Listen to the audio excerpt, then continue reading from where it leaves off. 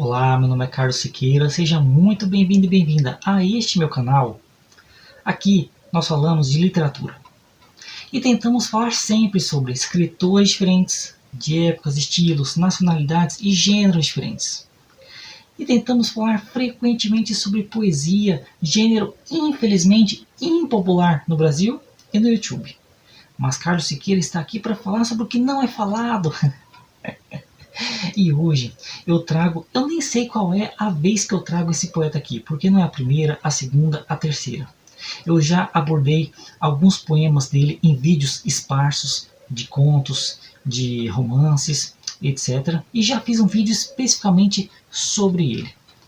Um poeta que é conhecido meu, eu tenho todos os livros assinados, já encontrei presencialmente algumas vezes, tenho 2 fotos com ele, e que para mim é um dos maiores poetas nacionais da atualidade. Para mim é o maior. Estou falando do Paulo Franco, e hoje eu quis trazer aqui alguns poemas desse livro que foi o último dele que eu adquiri, mas não é o último da carreira dele. Na verdade é um livro um pouco antigo já, mas que era o último que faltava para eu completar a minha coleção. E ele, gente, veio trazer pessoalmente para mim, já faz alguns anos já, não foi agora não. Ele veio trazer pessoalmente no meu bairro o último livro que me faltava e assinou todos os outros que faltavam assinar. Estou falando de A Quarta Parede, de Paulo Franco. Vou abordar alguns poemas aqui hoje, que eu li recentemente esse livro. Demorei para ler, viu? Você me desculpe aí, Paulo. A lista é grande, gente. Desculpa. Demorei para ler, mas li e, como sempre, adorei. E vamos conversar sobre alguns desses poemas magistrais que compõem A Quarta Parede.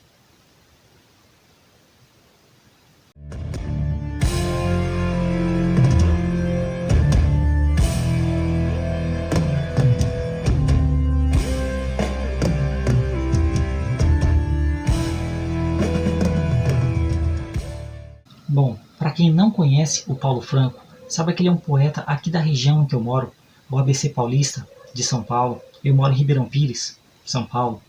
E ele é um poeta que teve várias fases. Tá? Ele nasceu em 1960, foi professor por décadas, já está aposentado, foi diretor também, teve uma época em que atuou na política e sempre foi uma pessoa muito engajada. Tá? Eu conheço já faz alguns anos, desde 2014, ano que vem vai fazer 10 anos que eu conheço. Conheci ainda na graduação, em que um professor passou um trabalho sobre um livro dele e que desde então eu acompanho a sua obra porque eu adorei. Tá? Para mim ele é um dos maiores poetas nacionais da atualidade. Sempre disse isso. O meu último trabalho da faculdade foi sobre ele. Eu fiz uma análise comparada em grupo com alguns colegas de um poema dele, A Terra das Crianças Pretas, que uma hora eu vou trazer aqui no canal, tá? Aguarde. E um conto de Machado de Assis, Pai contra Mãe, que aliás eu já fiz vídeo aqui no canal. Vou deixar o link aqui no card, meu conto preferido, viu? Pois bem, e a análise da Terra das Crianças Pretas, eu vou deixar o link na descrição do vídeo, porque eu tenho ela por escrito no meu antigo blog, Palavras Aleatórias. Pois bem, como eu havia mencionado, ele é um poeta que teve muitas fases. Ele tem 8 livros publicados, eu tenho todos, né? E ele começou a carreira de uma forma assim muito combatente, né? Bom, nasceu nos anos 60, ou seja, ele cresceu na época da ditadura, então ele sempre teve essa visão já combativa do mundo. Mas com o tempo essa visão foi mudando e a sua poesia também. Então os livros passaram a não serem tanto de crítica social, mas sim de reflexões existenciais, ou então reflexões sobre a própria linguagem. A gente vai ver aqui alguns poemas em que ele vai falar sobre a própria poesia, sobre a própria escrita. E depois eu vou fazer outros vídeos, tá?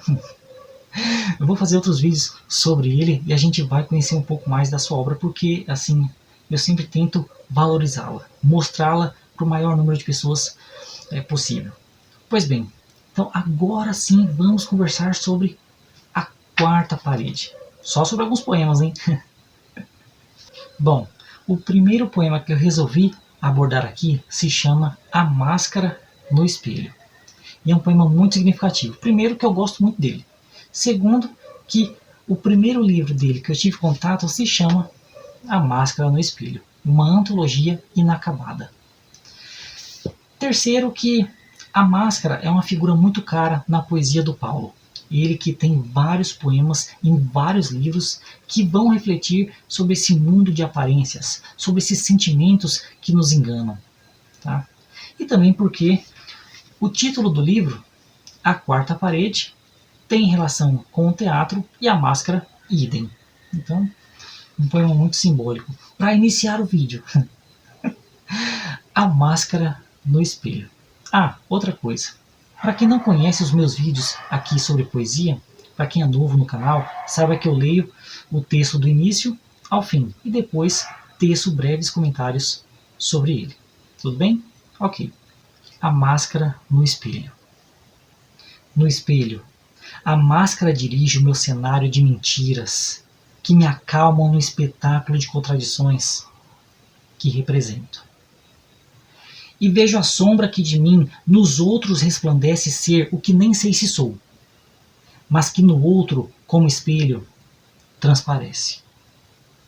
Máscara e mímica que incorpora o meu papel e hipnotiza meus sentidos, encorajando a maquiagem que me imponho para pensar em outro sonho, diferente do que sou. Um figurante que protagoniza apenas as cenas de dor. Dublê de si que anestesia a cara confinada num espelho que não tem mais cor. Máscara despida à minha frente, refletindo as várias fantasias que estão fora do espelho em que me assisto. Fecham-se as cortinas e o auditório vai embora, enquanto um louco balbucia que não teve graça, porque a máscara despida de pirraça ou de pavor era a cara maquiada do seu próprio autor. É, meus amigos, um poema de fôlego, como eu costumo dizer. Tanto porque há várias metáforas sobrepostas, quanto porque o Paulo utiliza poucas vírgulas. Então, se você ler obedecendo a pontuação, você vai ler a estrofe, as estrofes, quase todas, quase inteiras, num fôlego só. E é um poema extremamente reflexivo. Né? Nós temos aqui um eu lírico diante do espelho, fazendo uma autorreflexão. E essa palavra é interessante, autorreflexão. Reflexão vem de reflexo, e auto que diz a si mesmo.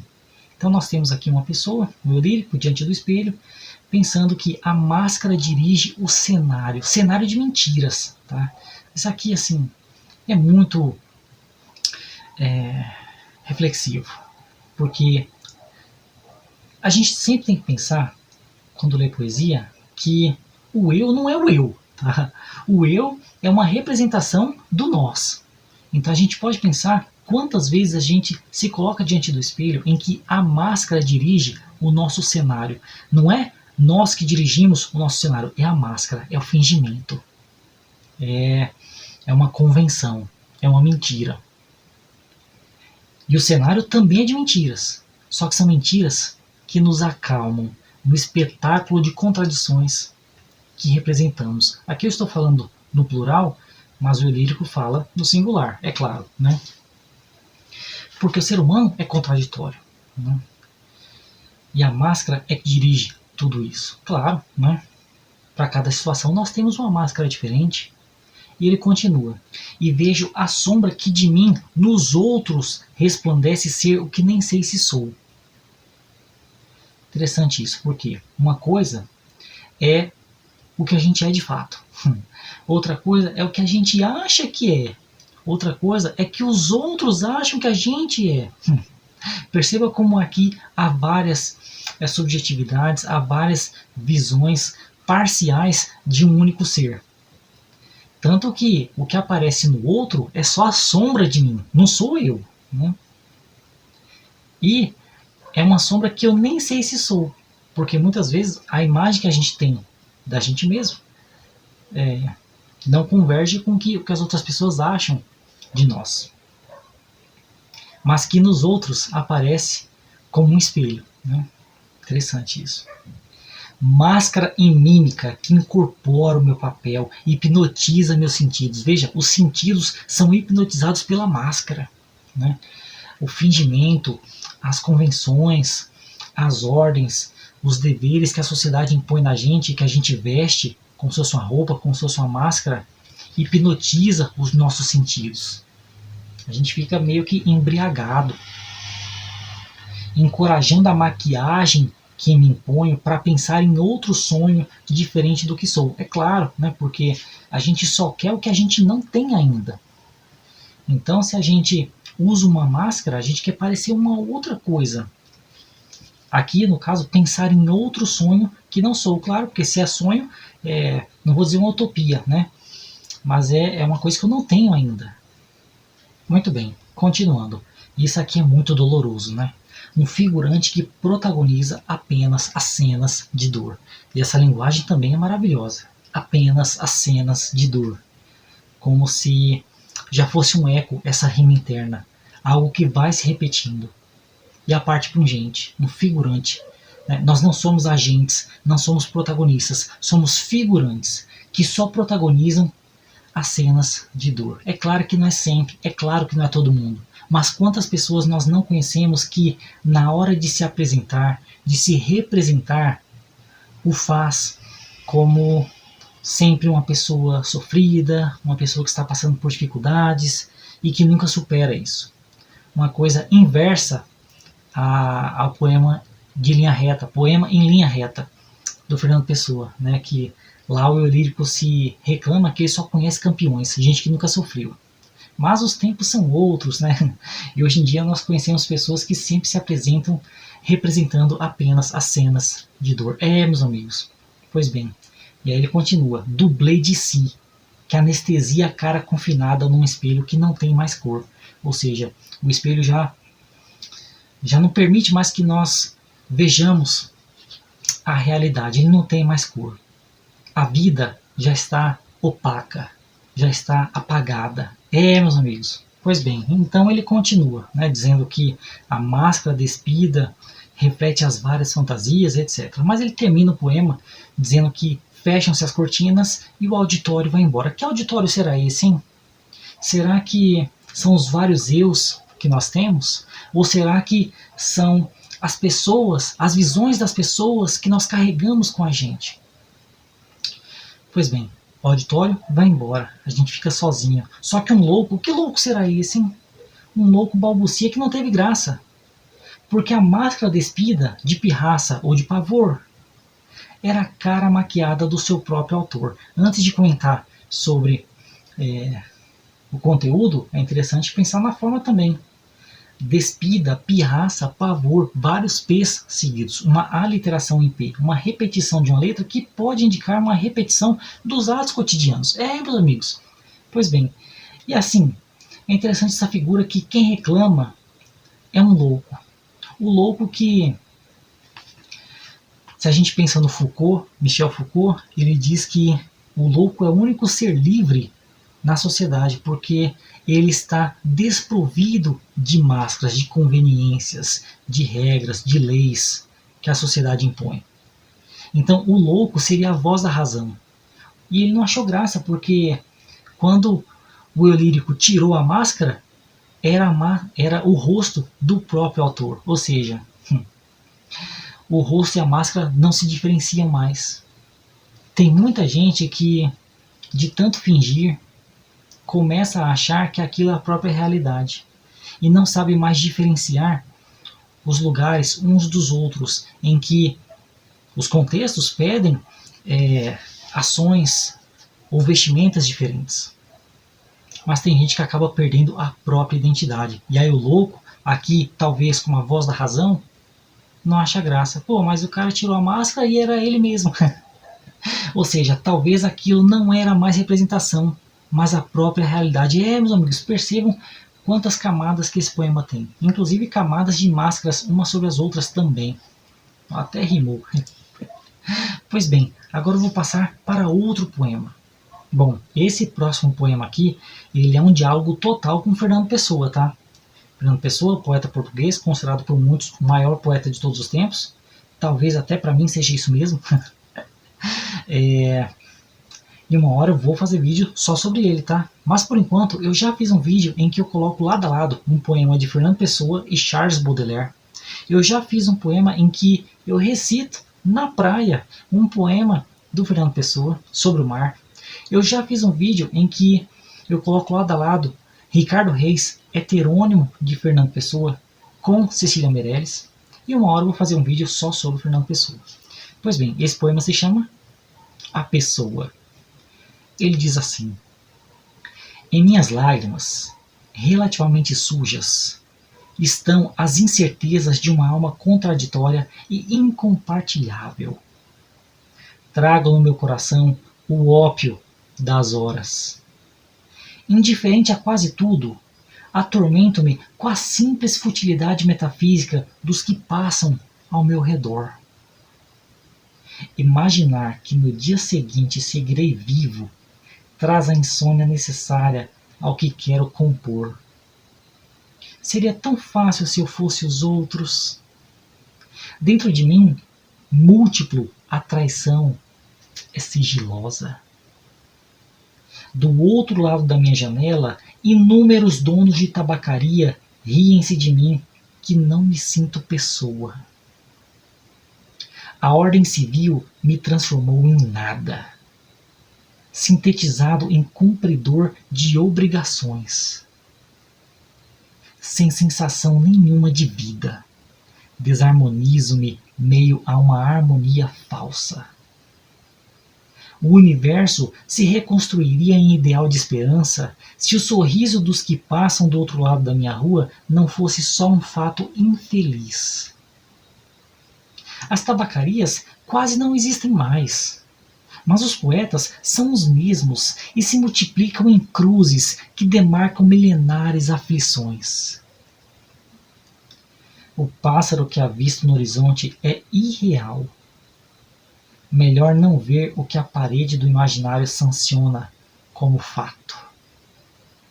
Acreditar que a vida arrasta o destino das coisas é ceder ao medo do invisível e ir às representações que amenizam nossos crimes inafiançáveis e perfeitos. Bom, como eu havia dito, esse é um poema que conversa totalmente com Fernando Pessoa, a partir do título, A Pessoa. Ele começa dizendo, né, que ele tem uma alma contraditória e incompartilhável, assim como o Fernando Pessoa o dizia também, e que ele traz no coração o ópio das horas. Indiferente a quase tudo, atormenta-me. Perceba aqui já uma contradição, né? Ora, se eu sou indiferente, como é que eu me atormento? O ser humano é contraditório. Ele diz uma coisa e diz outra ao mesmo tempo. Pois bem, mas ele se atormenta com a simples futilidade metafísica dos que passam ao redor. A questão metafísica é muito importante no Fernando Pessoa também, tá? Uma hora eu vou fazer vídeo sobre ele. Aguarde. Imaginar que no dia seguinte seguirei vivo traz a insônia necessária ao que quero compor. Muito interessante essa reflexão, que a insônia ela é algo assim indesejado, né? Mas necessário para o que quero compor. Porque a gente reflete e planeja o dia seguinte. Inclusive o Paulo, ele de vez em quando escreve sobre isso. Ele tem um poema maravilhoso que eu adoro, que se eu não me engano se chama A Página. Tenho quase certeza que é isso. Em que ele vai falar sobre a página do dia seguinte. Né? Muito bom poema. Se eu não falei dele ainda em algum vídeo, eu vou rever, tá? Porque já fiz 141 vídeos, eu não lembro de tudo não. Depois eu posso fazer um vídeo só sobre ele. Mas é interessante isso, a insônia necessária ao que quero compor. Seria tão fácil se eu fosse os outros. Isso aqui mais uma referência a Fernando Pessoa. Porque ele tem um verso que diz assim, que não existe um mendigo que ele não inveje apenas por não ser ele, o eu lírico. E aqui ele diz a mesma coisa, só que com outras palavras, né? A vida dos outros é mais fácil. Seria tão fácil se eu fosse os outros. Dentro de mim, múltiplo, a traição é sigilosa. Interessante isso, né? Porque se nós somos vários, nossa, que barulheira. A cachorrada aqui tá dose hoje, hein? Às 22h20 da noite do dia 12 de setembro. Olha. Bom, continuar, né? Pois bem, dentro de mim, múltiplo, a traição é sigilosa. Claro, porque há vários dentro de nós, né? E a gente opta por um, depois opta pelo outro, como se fosse uma traição mesmo, né? Ou seria um complô? Pois bem, do outro lado da minha janela, inúmeros donos de tabacaria riem-se de mim que não me sinto pessoa. É interessante isso. Primeiro porque tabacaria não é uma coisa hoje em dia tão comum. Mas é metáfora porque a gente pode pensar em tabacaria, aquele que produz o tabaco, produz o fumo, fumo que por sua vez é mercadoria, mercadoria que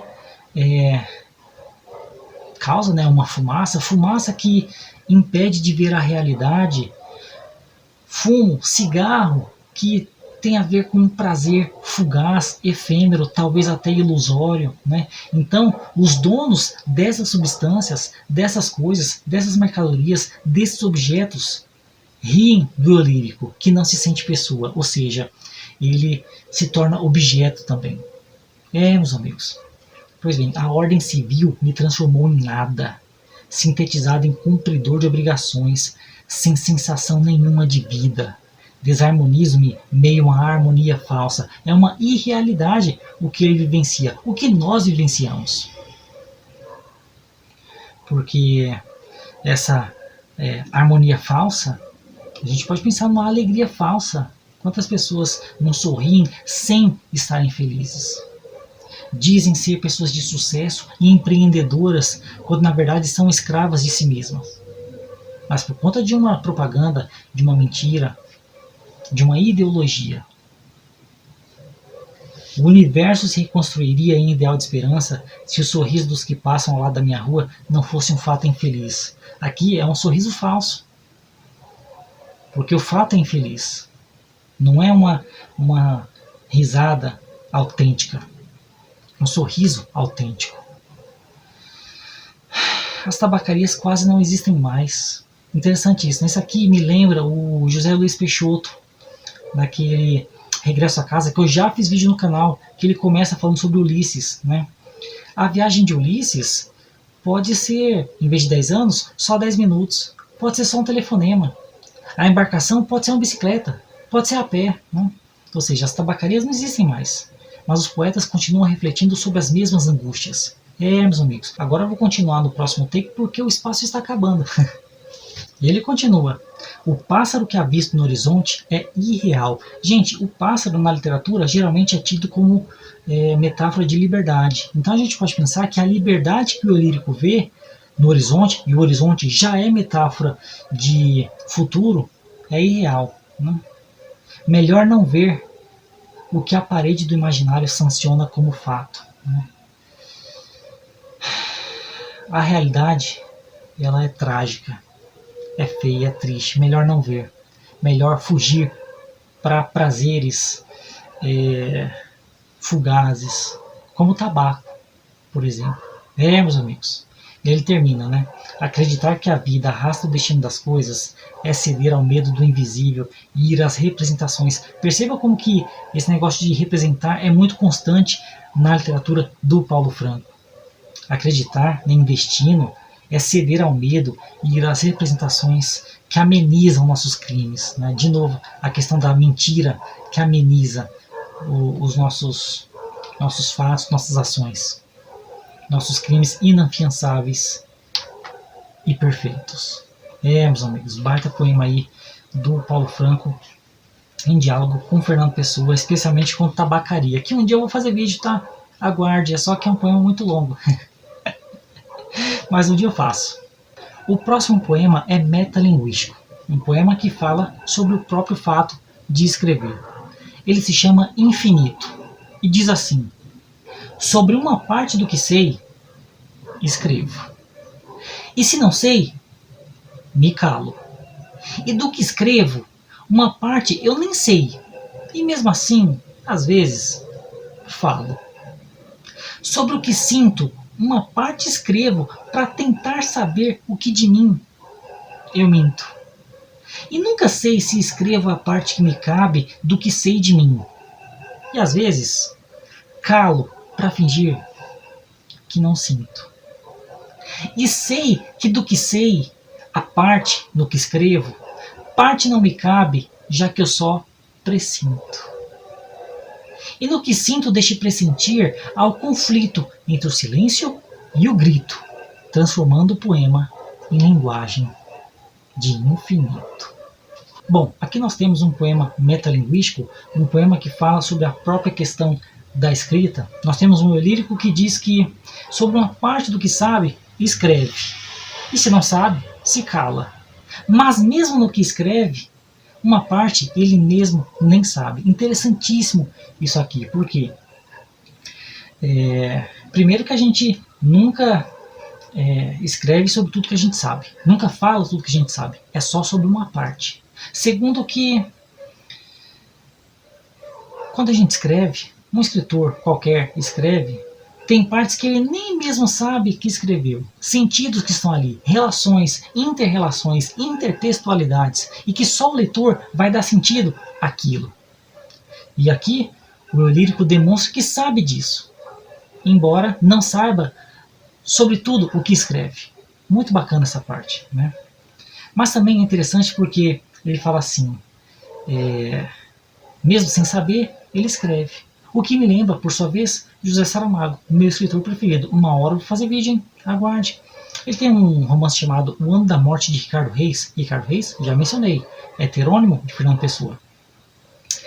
Em que lá o Fernando Pessoa morre, mas o Ricardo Reis continua vivo. E aí o Fernando Pessoa volta como fantasma para conversar com o Ricardo Reis. E eles têm um diálogo que assim, nunca sai da minha cabeça, em que o Fernando Pessoa diz assim, cara, você tem que falar tudo que você sente. Tudo que você fala. Por quê? Porque o Ricardo Reis, ele é racional, né?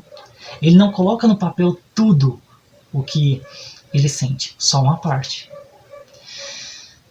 E o Fernando Pessoa fala, você precisa dizer tudo o que você quer dizer. Até as coisas mais banais. Porque assim, pelo menos as coisas necessárias serão ditas. As coisas básicas. São outras palavras, mas o sentido é esse mesmo, né?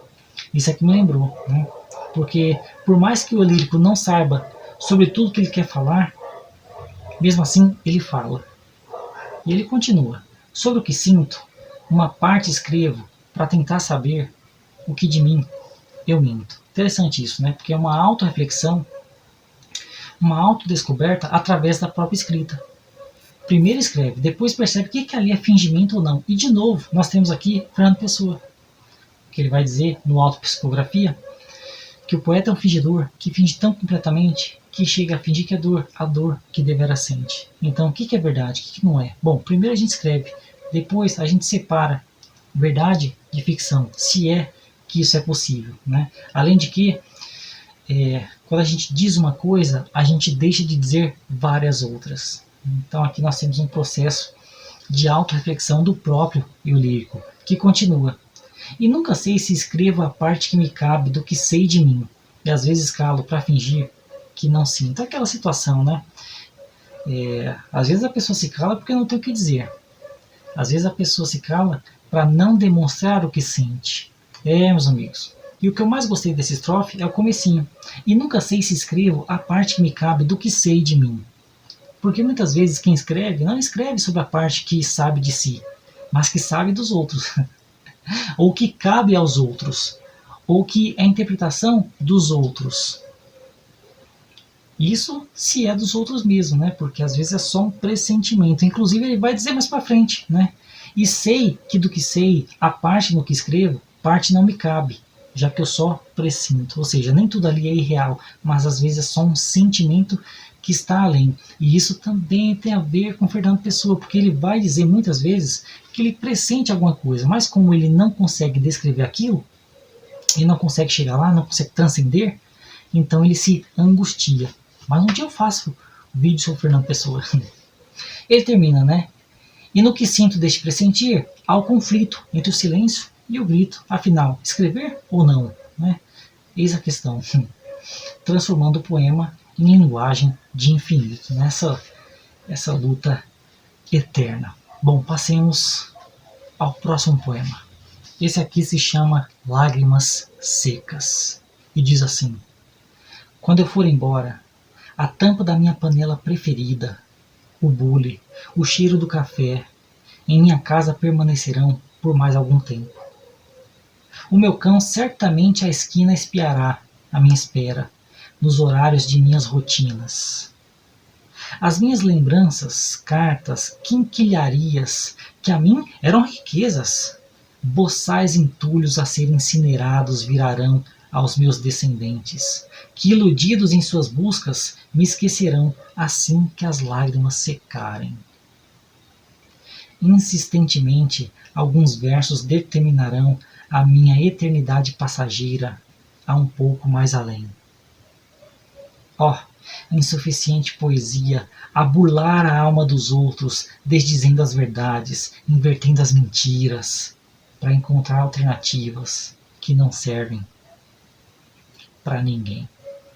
Bom, poema um pouco mais simples, um pouco mais direto, um pouco mais melancólico também, uma reflexão de um lírico que pensa que, ao morrer, as coisas que ele deixa permanecerão um pouco mais de tempo, mas que perderão valor, porque o valor era ele quem dava. Os seus descendentes vão jogar fora, queimar, incinerar. Mas o que eu mais gosto mesmo está no final, que ele diz assim: insistentemente, alguns versos determinarão a minha eternidade passageira. Como assim? Isso aqui é uma antítese, né? Eternidade passageira ou é uma coisa ou outra, né? Mas os versos vão continuar um pouco mais além, porque a obra fica, né? Essas coisas materiais, elas se vão, né? Mas a obra, ou um poema, o texto, a literatura, ela permanece. Às vezes não para sempre, tá? Mas enquanto existia um Carlos Siqueira assim, e ele termina com a ideia que ele vai retomar em outros poemas, em outros livros, que ele diz assim: insuficiente poesia, a burlar a alma dos outros, desdizendo as verdades, invertendo as mentiras. Por quê? Porque ele vai dizer em outros poemas que o poeta, né, ele mente, ele finge, né, ele diz que a pedra é bonita e a pedra não é bonita, a pedra não é nada, né, nem feia nem bonita, é só pedra. Mas que justamente por conta disso, né, a pedra é eternizada. E aqui ele termina, né, arremata, né, para encontrar alternativas que não servem para ninguém. Porque a poesia, ela é inútil.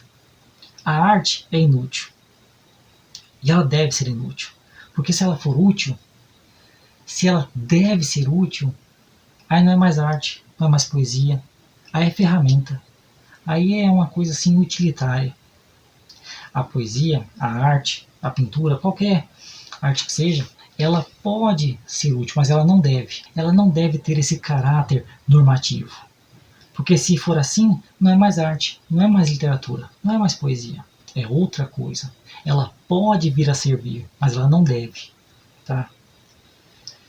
Assim como ela também não tem um sentido obrigatório para todo mundo. Como diz aqui no final, né? A poesia ela é insuficiente para a vida.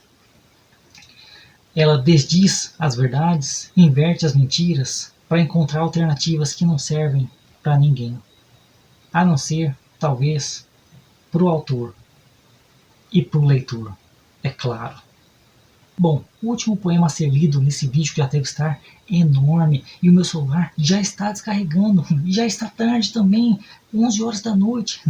Pois bem, um soneto. Soneto é aquela estrutura clássica, tá? De rimas, de métrica. Eu já falei de soneto algumas vezes aqui no canal, tá? Não vou falar de novo não. Mas só para vocês verem que o Paulo Franco ele tem pleno domínio da técnica, tá? Ele não escreve apenas em versos livres não. Pois bem, soneto da eternidade. Eu quero a vida inteira à minha frente, que pode ser apenas um segundo, vivendo uma paixão intensamente, indiferente às razões do mundo. Porque viver é sempre um caso urgente, se desabrocha um amor profundo que avassala e embriaga a mente, mesmo que a dor se instale lá no fundo. Que a vida inteira, para fazer sentido numa alquimia de imortalidade, não pode ter nenhum sonho contido. Pois quando o amor é pleno de verdade, um só instante dele bem vivido faz do momento a própria eternidade. Bom, um poema um pouco mais direto sobre essa questão de aproveitar a vida bem vivida, mesmo que num curto segundo, num curto momento, mas que, se vivenciado de verdade, se torna eterno. A gente para sempre vai lembrar. Eu gosto muito dessa ideia, tá, gente? Assim, às vezes eu leio um livro inteiro e só se salva uma ideia, uma frase, e mesmo assim eu valorizo aquele livro, porque se tornou memorável, se tornou eterno, né? Às vezes a gente tem um, um mês inteiro normal, comum, às vezes até ruim, mas um dia daquele mês se salvou. Num dia inteiro, às vezes 10 minutinhos foram memoráveis, foram assim infinitamente prazerosos, eternos, tá? Então assim, um poema mais simples, mas que eu gosto muito. Gente, esse foi o Paulo Franco. Agradeço aqui o presente que ele me deu, a quarta parede. Ele me deu, gente, em 2020, no começo da pandemia. Deixa eu ver aqui. 11 do 2021, 11 de 4 de 2021. Eu só li agora, em 2023. Já faz alguns meses que eu li. É que eu só comecei a fazer o vídeo agora. Tenho tudo dele, recomendo tudo para todo mundo. Eu vou deixar na descrição o site dele. Lá tem todos os livros disponíveis em PDF, em Word, para ler online, para comprar. E é isso, gente. Recomendo tudo. Tá? Esse aqui é a quarta parede. Tenho todos. O Curto Verão das Estações, o último dele. A Rua dos Dias, que eu tenho resenha lá no meu blog também. Vou deixar na descrição. Do Outro Lado do Outro. Paisagens do Olhar. Pétalas de Insônia, um dos primeiros que eu li dele, e Nota das Horas, o primeiro dele. Tá todo sujinho. Bom, esse foi o vídeo de hoje, espero que tenham gostado. Se você chegou até aqui, se você gostou do vídeo, curta, comente, compartilhe, se inscreva no canal, essas coisas todas que você está acostumado a fazer. Muito obrigado e até a próxima. Não, mas e eu aqui falando de tabaco, cigarro, que tudo isso são prazeres fugazes, efêmeros, e o Paulo fuma, hein? Desculpa, Paulo, tenho nada contra você. Não, mas esse livrinho aqui, Pétalas de Insônia, que eu ganhei de uma amiga da faculdade, Eliane, que, aliás, escreveu uma dedicatória aqui, que eu não vou ler para você, é claro, mas que tem uma palavra que eu não entendo até hoje. E digo mais, hein? Depois da faculdade, eu fiz um favor para ela e ela me prometeu me dar um livro. E ela não deu. E já passou muitos anos, eu não tenho mais o contato dela e eu queria tanto um livrinho.